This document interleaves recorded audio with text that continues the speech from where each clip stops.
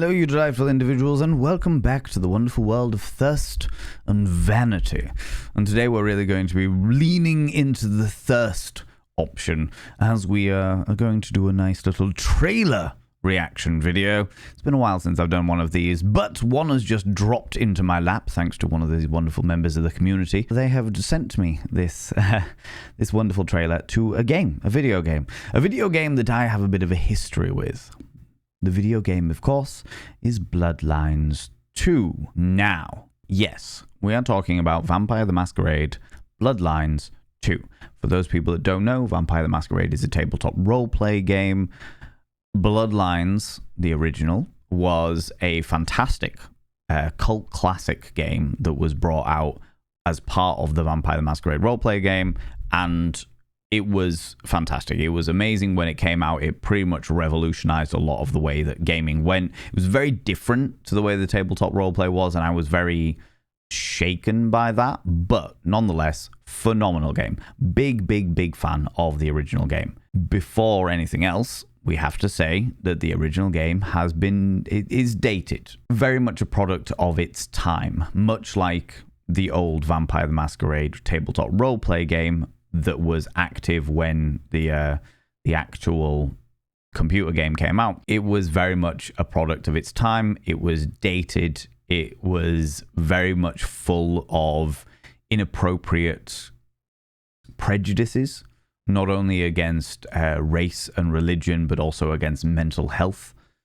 And they have done a fantastic job, in my personal opinion, of revamping the entire system to get rid of all of that, to get rid of all of the inherent systemic prejudice within the system, and reinvent it to be a much better, more inclusive, more understanding and open-minded game in and of itself. And that's just the tabletop roleplay. That's not even talking about the actual game itself. However, was a big fan of Bloodlines, the original game. Was so much of a fan of Bloodlines, the original game, that when they announced Bloodlines 2, I immediately pre-ordered it. I immediately parted with my $60, $70, however much it was, and said, hey, take this money. I want this game. I want this game so badly. I am keen for it. I am ready for it. But for those people that don't know... the entire process has been laborious and awful, where you've had writers walk out, you've had developers fired, you've had new dev teams brought in, you've had rumors of things happening and then completely and utterly trounced upon, you've had different games come out at the same time to kind of keep people satiated while they kept working on Bloodlines 2, because Bloodlines 2 had a lot to live up to. It had a lot to live up to because of the love of the original game. There was a lot going on there, and I was caught up in all of that, to the point where I got so frustrated. I got so annoyed at the entire delay. Not even the delay, but the lack of news and the fact that they weren't telling us anything. And then suddenly we found out that the writers had disappeared and that certain developers had left, and then they'd got rid of the entire development team and was starting again completely from scratch. And there was so many things that were going on alongside so many rumors that I was just like, do you know what? I've literally waited 8 months, a year now. I want my refund. I don't think this game is ever going to happen.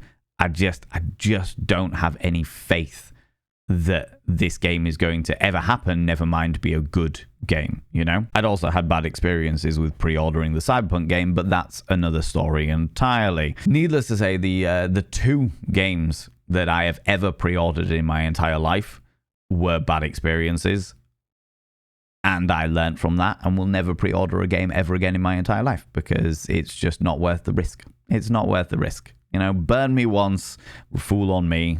Burn me twice, double fool on me, and I should have learned better the first time, you know? Anyway, the company that is currently in charge of Bloodlines 2, the Chinese room, are quite a reliable company. I've got a friend, actually, who works for the company, and they are very, their involvement gives me a lot of hope.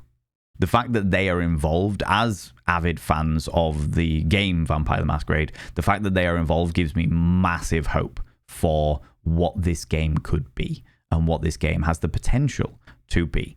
So I have a lot more faith now because of their involvement. Not enough faith to pre-order the game, no, but enough faith that the game has a potential of being really, really good. I've seen like a couple of little clips of the newest trailers, the newest sort of snapshots of like a screenshot here of what they're expecting, a tiny little cinematic of a few seconds there of what kind of atmosphere we're looking at, and it was enough to pique my interest once again. However, this is going to be the first proper trailer that I have seen. It's the first thing that actually is to do with the game itself that I have actually seen.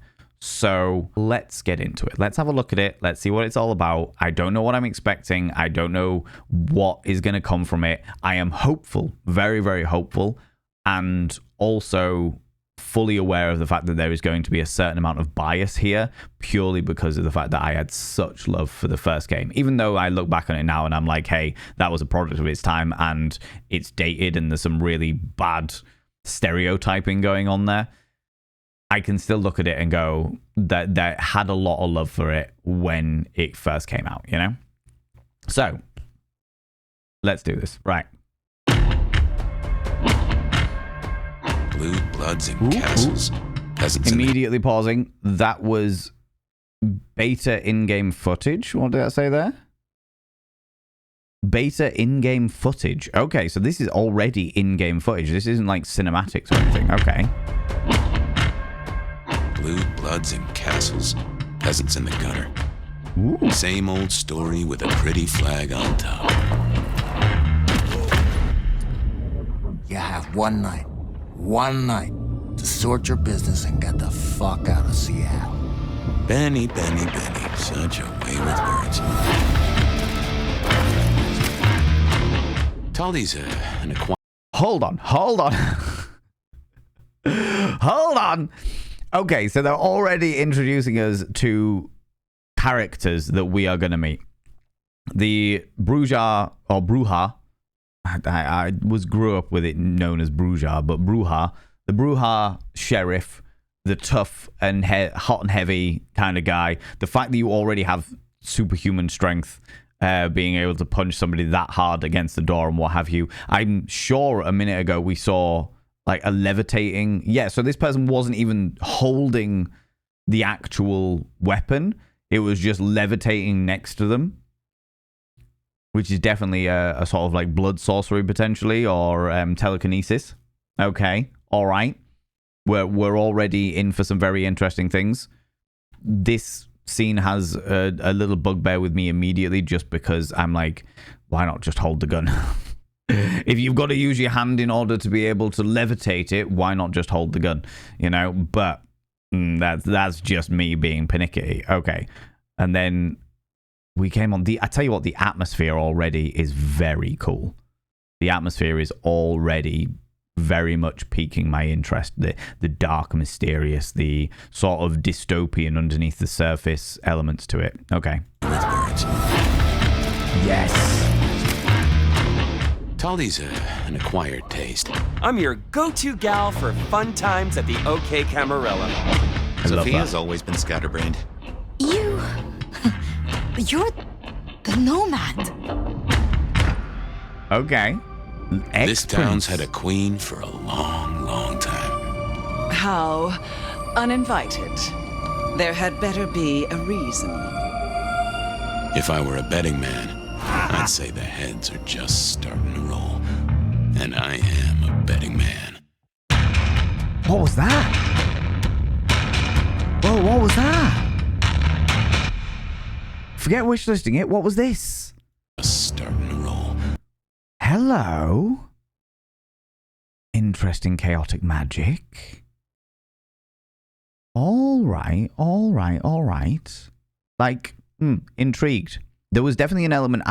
I'd be interested to know whether this is in the same universe as Vampire the Masquerade Bloodlines, like the original game, or whether it's like something completely new, like something brand new that they haven't even, like it's just a new universe, new rule set, new universe, or what have you. Because in the original game, spoilers for the original game, in the original game, there was like a vampiric virus. I won't talk about it any further than that because I don't want to spoil people too much, but there was a vampiric virus which was like a supernatural virus, and this was a very interesting aesthetic for a curse or a hex or something that could have been placed upon them.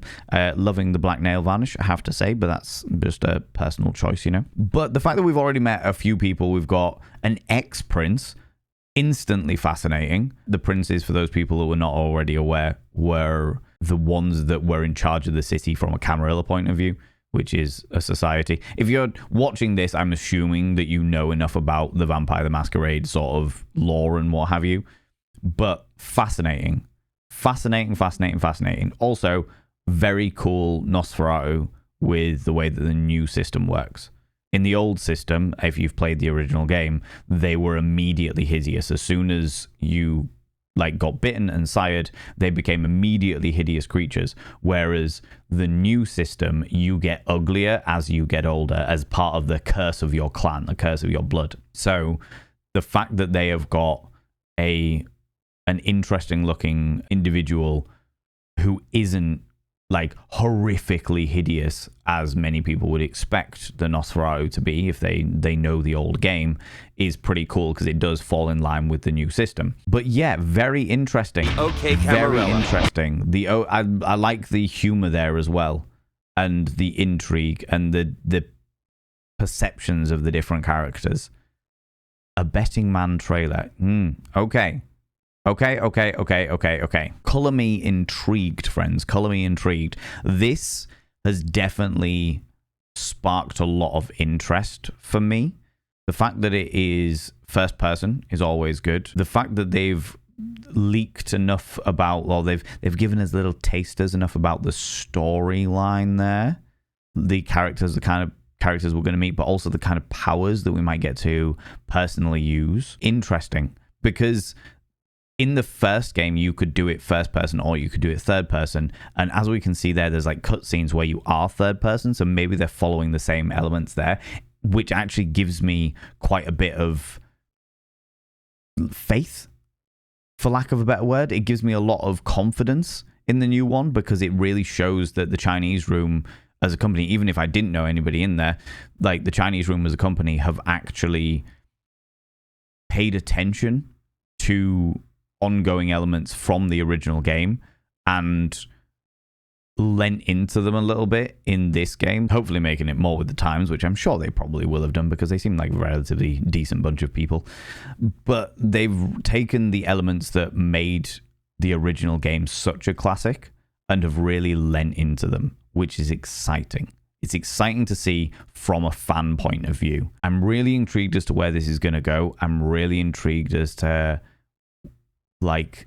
how they're going to develop that. The fact that they've already introduced us to an ex-prince is a really interesting choice. It's not very often you see ex-princes in storylines. But yeah, fascinating. I'm quite excited, is what I will say. I am quite excited as to where this is going to go, what they are including in it. Yeah, intrigued to say the least. I really hope that it lives up to my expectations. That's what I'll say. I really hope it lives up to my expectations because they are pretty high, you know? But yeah, friends, it's been a while since I've done a reaction video. Thank you very much for tuning in and saying hi. Obviously, if you like it, thumbs up. If you love seeing the rest of my content and this kind of thing, then click that cheeky little subscribe button if you'd like to. And yeah, I'll see you on Friday. Until then, you cheeky devils, don't do anything I wouldn't do. Because if I wouldn't do it, I'll fucking kill you.